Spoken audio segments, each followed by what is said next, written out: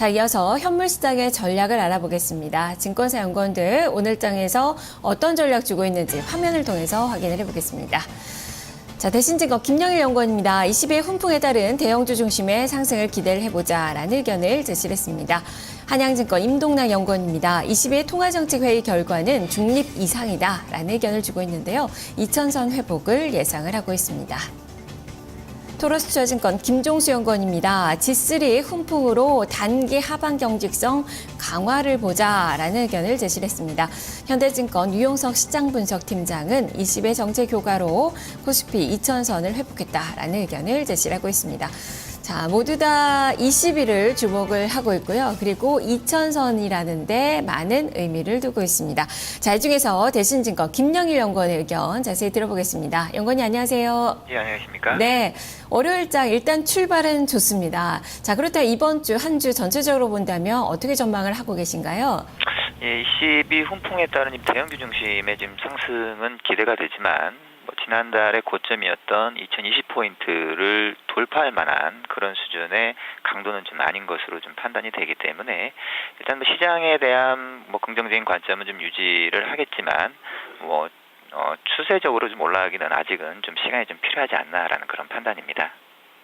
그렇다면은 여전히 박스권의 움직임을 예상을 하고 계시는 건데요. 그렇다면 전략을 좀 어떻게 세워볼지 업종상으로는 차별화 전략을 좀 강하게 좀 펴야 될 것 같아요. 좀 자세히 설명을 해주시죠. 네, 그렇습니다. 일단 시장 자체가 본격적으로 좀 올라가기 위해서는 18일 예정이 된 FOMC 이후에 시장의 본격적인 좀 방향성이 좀 결정될 것으로 보이고요.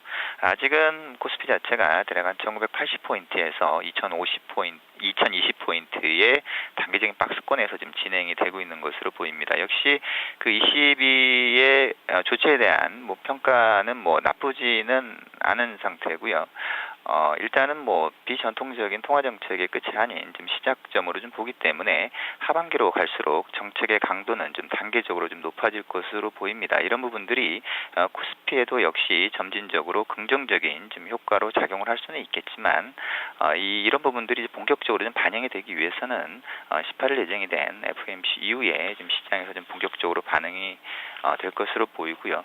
1차적으로 이제 금일 같은 경우에는 유럽 경기 회복과 좀 관련이 된 업종들이 좀 반등에 지금 나서고 있는 모습입니다.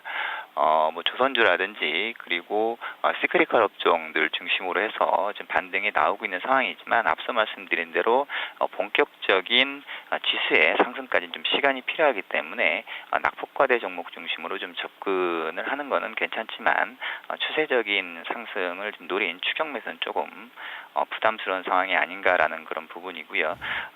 시크리컬 업종에 대해서는 FOMC 이후에 좀 접근을 하는 것이 좀 바람직하지 않나라는 생각입니다. 일단은 유럽 경기 이번 주에는 유럽 경기 회복과 관련된 업종 그리고 종목에 좀 집중을 할 필요가 있지 않나라는 그런 생각입니다. 네, 낙폭과대 경기 민감주 중심으로 전략을 세워보자라는 그 이야기이신데 한 줄 전략에서 대형주 중심의 상승을 기대를 하고 계셨어요. 자, 그러면 이번 주도 지난주와 마찬가지로 대형주의 상승 그렇다면 중소형주 코스닥 시장의 부진 이런 흐름이 이번 주에도 좀 이어질까요? 일단 대형주 중심의 상승 시장은 좀 지속이 될 것으로 보입니다. 시장에 지금 유입이 되고 있는 국내 기관들 쪽에서의 자금 유입이 좀 빠르지가 않은 상황이기 때문에 더불어서 이제 수급의 주체가 외국인이다 보니까 대형주 중심의 상승이 좀 지속이 되고 있는 상황인데요. 문제는 이제 오늘 원달러 환율 자체가 1,020원을 좀 하향 이탈을 하면서 수출주에 대한 투자 심리가 좀 약화되고 있다는 부분들이 수출주의 차익 실현 그리고 기타 대형주에 대한 매수로 좀 이어지고 있는 것으로 보입니다.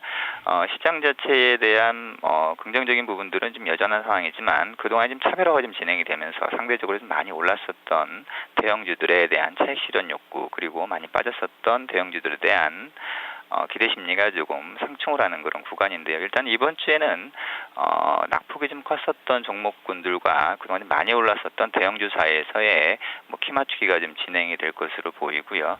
더불어서 이제 그 유럽에 대한 좀 관심이 좀 커지고 있는 상황이 지속이 될 것으로 보이기 때문에 유럽 매출 비중이 좀 높았던 종목군들이 좀 관심을 가질 필요가 있지 않나라는 생각입니다.